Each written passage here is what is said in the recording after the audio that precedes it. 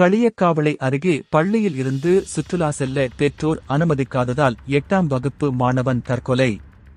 கன்னியாகுமரி மாவட்டம் களியக்காவிளை அருகே உள்ள குமரி கேரள எல்லை பகுதியான காரக்கோணம் பகுதியைச் சேர்ந்தவர் ரதீஷ், வயது 45, கூலித் தொழிலாளி.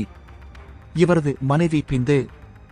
இவர்களது மகன் அனந்து, வயது 13. இவர் அதே பகுதியில் உள்ள ஒரு தனியார் பள்ளியில் 8ஆம் வகுப்பு படித்து வந்தார்.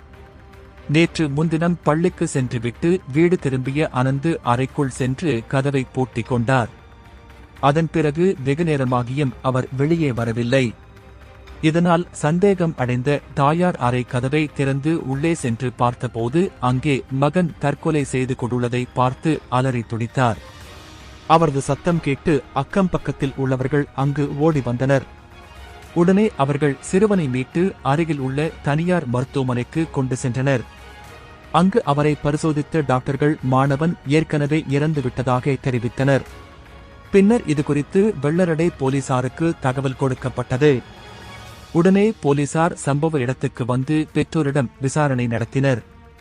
அப்போது பள்ளியில் இருந்து சுற்றுலா செல்ல அனுமதிக்குமாறு அனந்து தனது பெற்றோரிடம் கேட்டுள்ளார்.